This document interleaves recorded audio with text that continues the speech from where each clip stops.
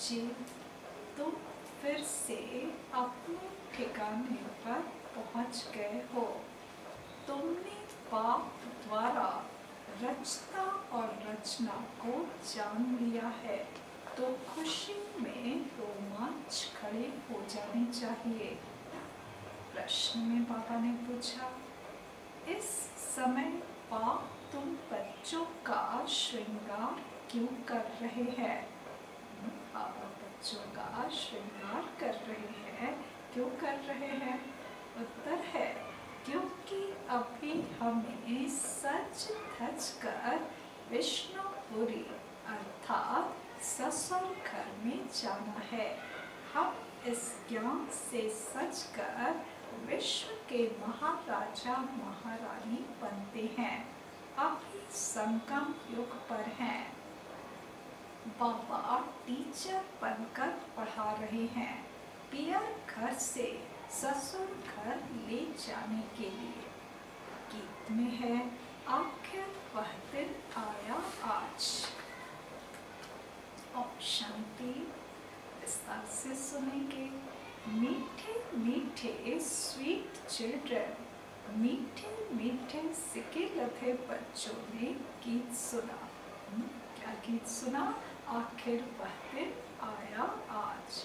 तुम बच्चे ही जानते हो कि आधा कल्प जिस माशूक को याद किया है, आखिर वह मिले है। दुनिया क्या नहीं जानती कि हम कोई आधा कल्प भक्ति करते हैं, माशूक बाप को पुकारते हैं। हम आशिक हैं, वह माशूक है, यह भी कोई नहीं जानते। बाप कहते हैं, रावण ने तुमको बिल्कुल ही तुच्छ बुद्धि बना दिया है, खास भारतवासियों को। तुम देवी देवता थे, यह भी भूल गए हो, तो तुच्छ बुद्धि हुए ना। अपने धर्म को भूल जाना, यह है तुच्छ बुद्धि का काम।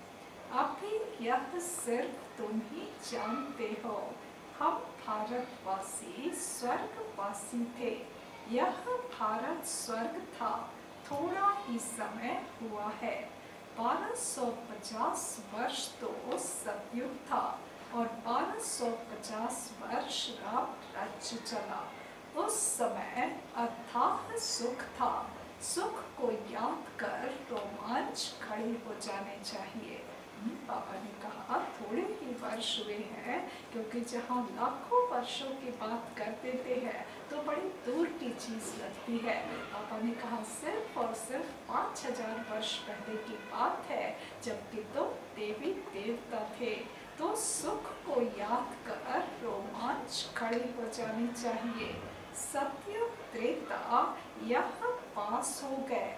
सतयुग की आयु कितनी थी, यह भी कोई नहीं जानते। लाखों वर्ष कैसे हो सकती है, अभी बाप आकर समझाते हैं। तुमको माया ने कितना तुच्छ बुद्धि बना दिया है। दुनिया में कोई अपने को तुच्छ बुद्धि समझते नहीं है। तुम जानते हो, हम कल तुच्छ बुद्धि थे। अभी बाबा ने इतनी बुद्धि दी है, जो रचना और रचना के आदि मध्य अंत को हम जान गए हैं। कल नहीं जानते थे, आज जाना है। जितना जितना जानते जाते हैं, उतना खुशी में रोमांच खड़े होते जाएंगे। हम फिर से अपने ठिकाने पर पहुंचते हैं। बरोबर बाप ने हमको स्वर्ग की राजाई दी थी, फिर हमने गवा दी। अभी पतित बन पड़े हैं। सतयुग को पतित वह है ही पावन दुनिया। मनुष्य कहते हैं, हे पतित पावन आओ। रावण राज्य में पावन उच्च कोई हो ही नहीं सकता। उच्च ते उच्च बाप के बच्चे बने तो उच्च भी बने। तुम बच्चों ने बाप को जाना है, सो भी नंबरवार पुरुषार्थ अनुसार। अपने दिल से सवेरे उठकर पूछो, अमृत वेले का समय अच्छा है। सवेरे अमृत वेले बैठकर यह ध्यान करो। बाबा कहते सुबह सुबह उठ करके अपने आप से बातें करो, इन बातों को याद करो। बाबा हमारा बाप भी है, टीचर भी है। ओ गॉड फादर, हे परम पिता परमात्मा तो कहते ही हैं। अभी तुम बच्चे जानते हो, जिसको याद करते हैं, हे भगवान अभी वह हमको मिला है। हम फिर से बेहद का वर्षा ले रहे हैं। वह है लौकिक बाप, यह है बेहद का बाप। तुम्हारा लौकिक बाप भी उस बेहद के बाप को याद करते हैं। तो बापों का बाप, पतियों का पति वह हो गया। यह भी भारतवासी ही कहते हैं, क्योंकि अभी मैं बापों का बाप, पतियों का पति बनता हूँ। अभी मैं तुम्हारा बाप भी हूँ। तुम बच्चे बने हो, पापा पापा कहते रहते हो। अभी फिर तुमको विष्णुपुरी ससुर घर ले जाता हूँ। यह है तुम्हारे बाप का घर, फिर ससुर घर जाएंगे। कलयुग की दुनिया में अभी जैसे संगम पे रह रहे हैं, तो ये अपने पिता के साथ पिता के घर में हैं। उसके बाद फिर विष्णुपुरी में जाएंगे। बच्चे जानते हैं हमको बहुत अच्छा श्रृंगारा जाता है। अभी तुम पियर घर में हो ना, तुमको पढ़ाया भी जाता है। तुम इस ज्ञान से सजकर विश्व के महाराजा महारानी बनते हो। तुम यहाँ आए ही हो विश्व का मालिक बनने। तुम भारतवासी ही विश्व के मालिक थे जबकि सतयुग था। अभी तुम ऐसे नहीं कहेंगे कि हम विश्व के मालिक हैं। अभी तुम जानते हो भारत के मालिक कलयुगी हैं, हम तो संगम युगी हैं। फिर हम सतयुग में सारे विश्व के मालिक बनेंगे। यह बातें तुम बच्चों की बुद्धि में आनी चाहिए। पापा कहते भविष्य की जो बातें हैं वो अभी भी बुद्धि में घूमती रहनी चाहिए। उससे जो है खुशी मिलेगी। जानते हो विश्व की बादशाही देने वाला आया है। अभी संगम युग पर वह आए हैं। ज्ञान दाता एक ही बाप है। बाप के सिवाय किसी भी मनुष्य को ज्ञान दाता नहीं कहेंगे, क्योंकि बाप के पास ऐसा ज्ञान है जिससे सारे विश्व की सद्गति होती है। तत्वों सहित सबकी सद्गति हो जाती है। मनुष्यों के पास सद्गति का ज्ञान है नहीं। इस समय सारी दुनिया तत्वों सहित तमो प्रधान है। इसमें रहने वाले भी तमो प्रधान हैं। नई दुनिया है ही सतयुग, उसमें रहने वाले भी देवता थे। फिर रावण ने जीत लिया। अब फिर पाप आया हुआ है। तुम बच्चे कहते हो हम जाते हैं बाप दादा के पास। बाप हमको दादा द्वारा स्वर्ग की बादशाही का वर्षा देते हैं। बाप तो स्वर्ग की बादशाही देंगे, और क्या देंगे? जिसके पास जो रहेगा वही देंगे ना। तो शिव बाबा के पास जो है पूरे विश्व की बादशाही है, स्वर्ग की बादशाही है, तो जरूर वही देंगे ना। तो बच्चों की बुद्धि में यह तो आना चाहिए ना, परंतु माया भुला देती है, स्थायी खुशी रहने नहीं देती है। जो अच्छी रीति पढ़ेंगे पढ़ाएंगे वही उच्च पद पाएंगे। गाया भी जाता है। सेकंड में जीवन मुक्ति पहचानना एक ही बार चाहिए ना। सभी आत्माओं का पाप एक है, वह सभी आत्माओं का पाप आया हुआ है, परंतु सब तो मिल भी नहीं सकेंगे, इम्पॉसिबल है। बाप तो पढ़ाने आते हैं, तुम भी सब टीचर्स हो। कहा जाता है ना, गीता पाठशाला, यह अक्षर भी कॉमन है। कहते हैं कृष्ण ने गीता सुनाई, अब यह कृष्ण की तो पाठशाला है नहीं। दुनिया में कहते कृष्ण ने गीता सुनाई और गीता पाठशाला कहते हैं, तो कृष्ण तो यहाँ है नहीं। कृष्ण की आत्मा भी पढ़ रही है। सतयुग में कोई गीता पाठशाला में पढ़ते पढ़ाते हैं क्या? कृष्ण तो हुआ ही है सतयुग में, फिर 84 जन्म लेते हैं, एक भी शरीर दूसरे से मिल न सके। एक आत्मा का ही यदि 84 जन्म ले ले तो 84 जन्म के फीचर्स जो है 84 होंगे, अलग अलग होंगे। ड्रामा प्लान अनुसार हर एक आत्मा में अपना पार्ट 84 जन्मों का भरा हुआ है। एक सेकंड न मिले दूसरे से। 5000 वर्ष तुम पार्ट बजाते हो, एक सेकंड का पार्ट दूसरे सेकंड में मिल न सके। कितनी समझ की बात है। ड्रामा है ना, पार्ट रिपीट होता जाता है। बाकी वह शास्त्र सभी हैं भक्ति मार्ग के।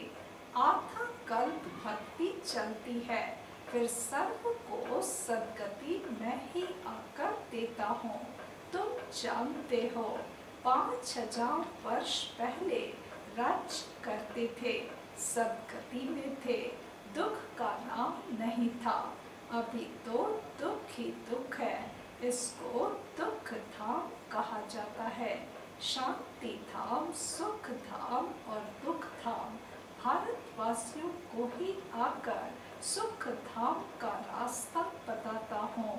कल्प कल्प फिर हमको आना पड़ता है, अनेक बार आया हूँ, आता रहूँगा, इसकी एंड नहीं हो सकती। हाँ, अनादि अविनाशी ड्रामा है। बाबा ने कहा अनेक बार, अनगिनत बार मैं आया हूँ और हर कल्प में आता रहूँगा, इसकी एंड नहीं हो सकती। तुम चक्र लगाकर दुख धाम में आते हो, फिर मुझे आना पड़ता है।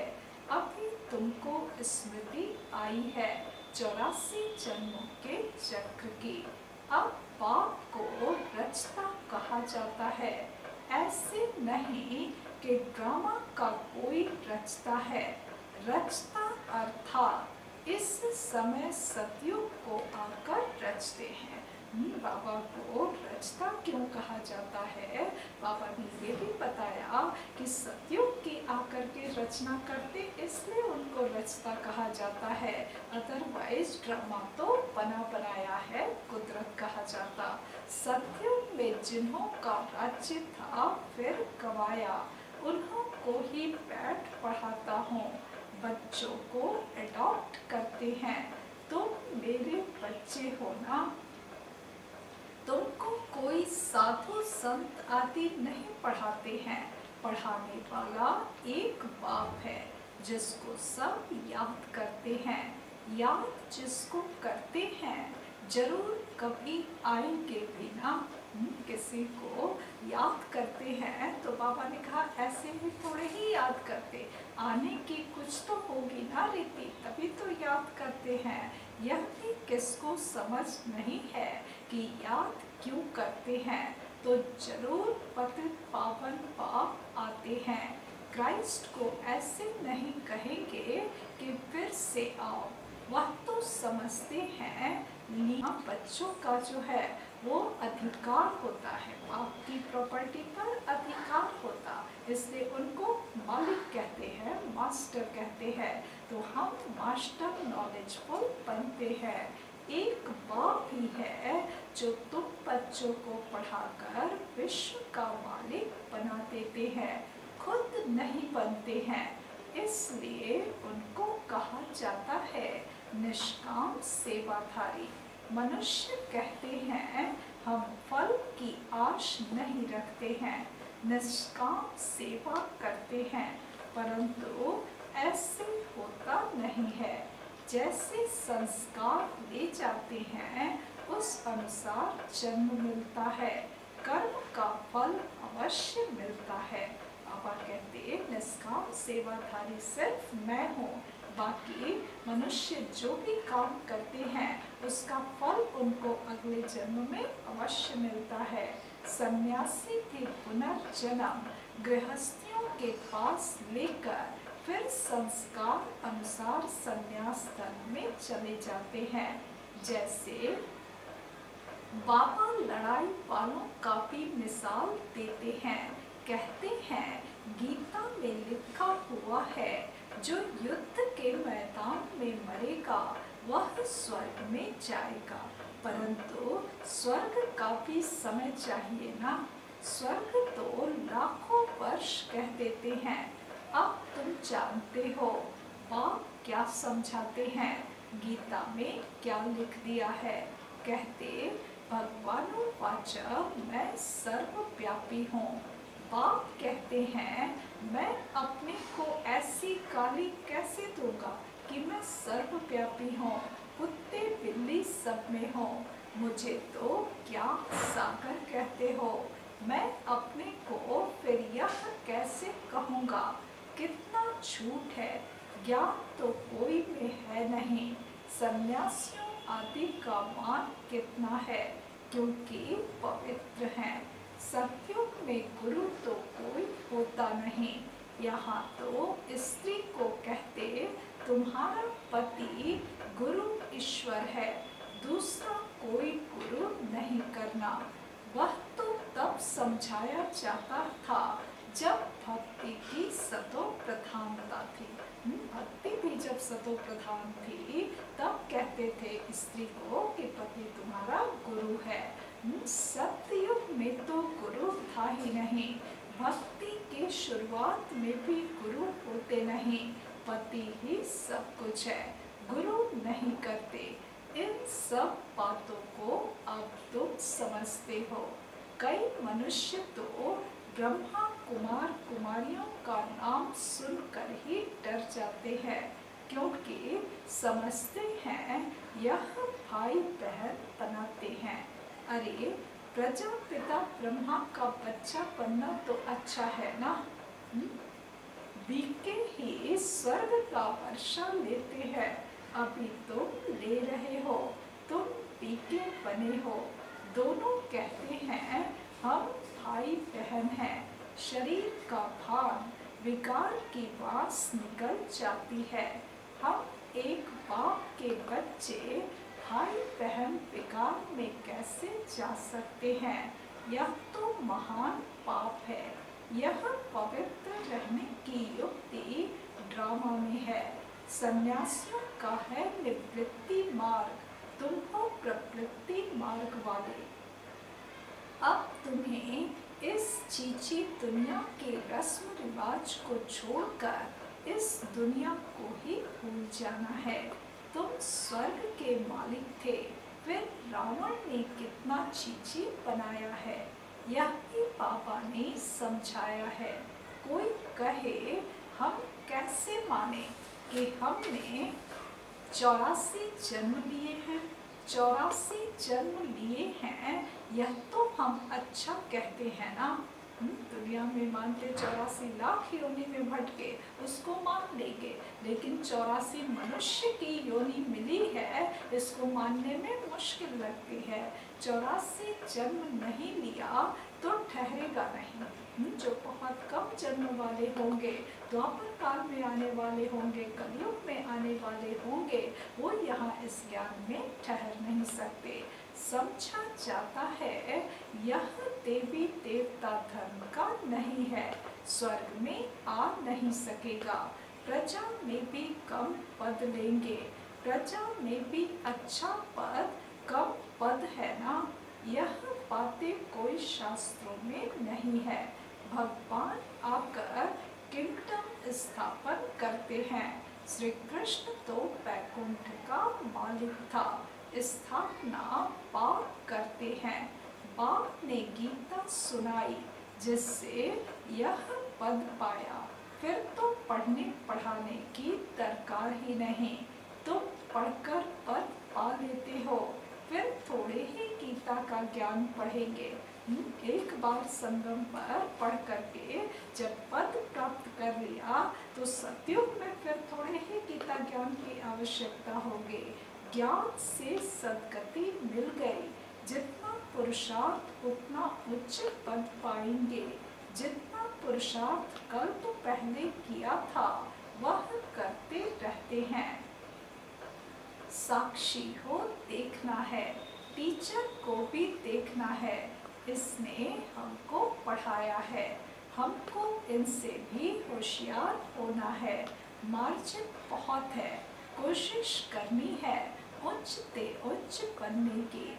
मूल बात है तमो प्रधान से सतो प्रधान बनना। यह समझने की बात है ना।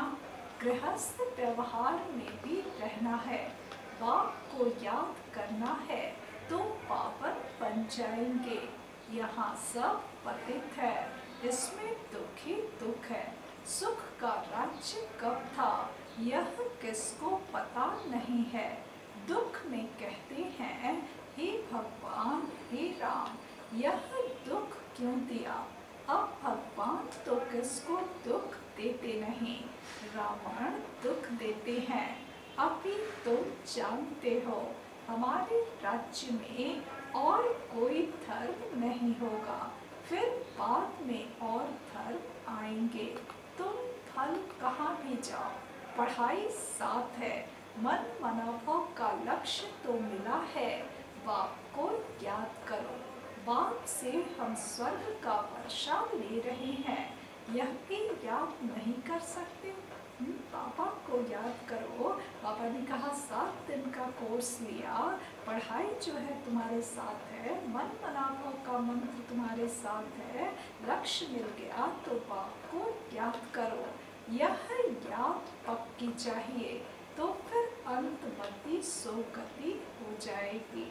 अच्छा, मीठे मीठे सिके लगे बच्चों प्रति माँ पिता बाप दादा का याद प्यार और गुड मॉर्निंग। रूहानी बाप की रूहानी बच्चों को नमस्ते। अब रूहानी बच्चों की रूहानी बाप को नमस्ते नमस्ते नमस्ते। धारणा के लिए मुख्य सार पहली पॉइंट है, पापा ने कहा सवेरे सवेरे अमृत वेले उठ ख्याल करना है। बाबा हमारा बाप भी है, टीचर भी है। अभी पापा आया है हमारा ज्ञान रत्नों से श्रृंगार करने। वह बापों का बाप, पतियों का पति है। ऐसे ख्याल करते अपार खुशी का अनुभव करना है। दूसरी पॉइंट है, हर एक के पुरुषार्थ को साक्षी होकर देखना है। उच्च पद की मार्जिन है, इसलिए तमो प्रधान से सतो प्रधान बनना है। कोई भी जो है लक्ष्य कितना ऊंचा पापा ने दिया कि एक दूसरे को देखने में टाइम वेस्ट नहीं करना। ये भी नहीं समझना है कि अरे ये तो इतने दिनों से है, ये तो इतने आगे है, हम कैसे आगे जा सकते, ऐसी कोई बात नहीं। पापा ने कहा लास्ट में आने वाली आत्मा भी मेहनत करके फर्स्ट में जा सकती है। वरदान दिया पापा ने, संगम युग पर प्रत्यक्ष फल द्वारा शक्तिशाली बनने वाली सदा समर्थ आत्मा भव। प्रत्यक्ष फल द्वारा शक्तिशाली बनने वाली सदा समर्थ आत्मा भव। स्पष्टीकरण है, संगम युग पर जो आत्माएं बेहद सेवा के निमित्त बनती हैं, उन्हें निमित्त बनने का प्रत्यक्ष फल शक्ति की प्राप्ति होती है। यह प्रत्यक्ष फल ही श्रेष्ठ युग का फल है। ऐसा फल खाने वाली शक्तिशाली आत्मा किसी भी परिस्थिति के ऊपर सहज ही विजय पा लेती है। वह समर्थ पाप के साथ होने के कारण व्यर्थ से सहज मुक्त हो जाती है। जहरीले सांप समान परिस्थिति पर भी उनकी विजय हो पाती है। इसलिए यादगार में दिखाते हैं। क्या यादगार दिखाते हैं? श्री कृष्ण ने सर्प के सिर पर डांस किया। हाँ, ये दिखाया जाता है। बाबा ने कहा जो बेहद की सेवा के लिए निमित्त बनती हैं आत्माएं, तो परमात्मा की याद से जो भी सेवा करते हैं तो सेवा का प्रत्यक्ष फल मिलता है, खुशी मिलती है। और ये खुशी की खुराक यदि खाते रहे तो शक्तिशाली बन जाते हैं। हाँ, ऐसी आत्माएं समर्थ आत्मा होती हैं। स्लोगन है, पास विद ऑनर बनकर पास्ट को पास करो और बाप के सदा पास रहो। पास विद ऑनर बन करके पास्ट को पास करो, माना बीती पे हमेशा बिंदी लगाते चलो, आगे बढ़ते चलो और बाप के सदा पास रहो, बाबा के साथ रहो। के साथ था, मीठे बच्चे तुम फिर से अपने ठिकाने पर पहुंच गए हो। तुमने बाप द्वारा रचना और रचना को जान लिया है, तो खुशी में रोमांच खड़े हो जाने चाहिए।